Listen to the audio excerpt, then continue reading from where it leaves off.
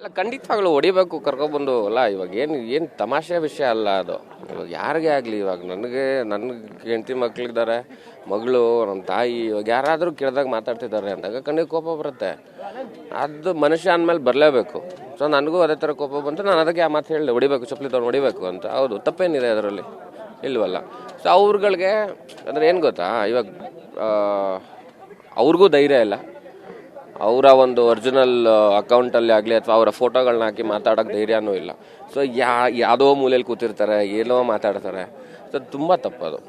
So ಇವಾಗ ಏನು complaint ಕೊಟ್ಟಿದ್ದಾರೆ, ಅವರೆಲ್ಲರೂ ಸಿಗಾಕೊಂಡು ಅವ್ರಿಗೊಂದು ಬುದ್ಧಿ ಕಲಿಸಿದ್ರೇನೆ ಇನ್ನೊಂದಷ್ಟು ಜನ ಎಚ್ಚೆತ್ಕೊಂಡು ಮಾಡಬಾರ್ದು ಅನ್ನೋದನ್ನ ಬುದ್ಧಿ ಕಲ್ತ್ಕೋತಾರೆ.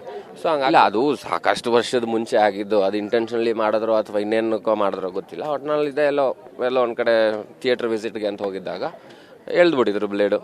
ಸೊ ಆ ಥರದ್ದು ನಡೀತವೆ. ನನಗೆ ತಿಳ್ದಂಗೆ ಒಂದ್ಸಲ ಯಾವಾಗೋ ಇನ್ನೊಬ್ಬ ದೊಡ್ಡ ನಟರಿಗೇನೋ ಆಗಿತ್ತು ಅಂತಲೂ ವಿಷಯ ಗೊತ್ತಿದೆ, ಅದನ್ನು ನಾನು ಹೇಳೋಕ್ಕೆ ಇಷ್ಟಪಡಲ್ಲ. ಬಟ್ ಆಗ್ತಿರ್ತವೆ ಅವಾಗ.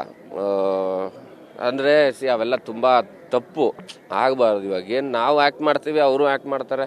ಅವ್ರಿಗೆ ಫ್ಯಾನ್ಸ್ ಜಾಸ್ತಿ ಇದ್ದಾರೆ, ನಮಗೂ ಇರ್ತಾರೆ ಅಲ್ವಾ? ಸೊ ಹಂಗಿರುತ್ತೆ ಅದು. ಅಂದರೆ ಈ ಫ್ಯಾನ್ಸ್ಗಳು ಮಾಡೋ ಅಂಥದ್ದು ಇದು. ಈಗ ನಾವೆಲ್ಲರೂ ಸಿಕ್ಕಿದಾಗ ತುಂಬ ಚೆನ್ನಾಗೇ ಇರ್ತೀವಿ. ಈ ಫ್ಯಾನ್ಗಳು ಸುಮ್ಮ ನನ್ನ ಬಾಸ್ ದೊಡ್ಡವನು, ನಮ್ಮ ಬಾಸ್ ದೊಡ್ಡವನು ಅಂದ್ರೆ ಆಯಿತು.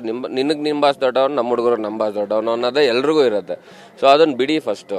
ಅಂದರೆ ಕನ್ನಡ ಸಿನಿಮಾನ ಬೆಳೆಸಿ.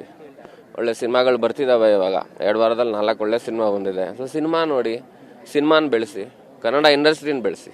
ಅದನ್ನು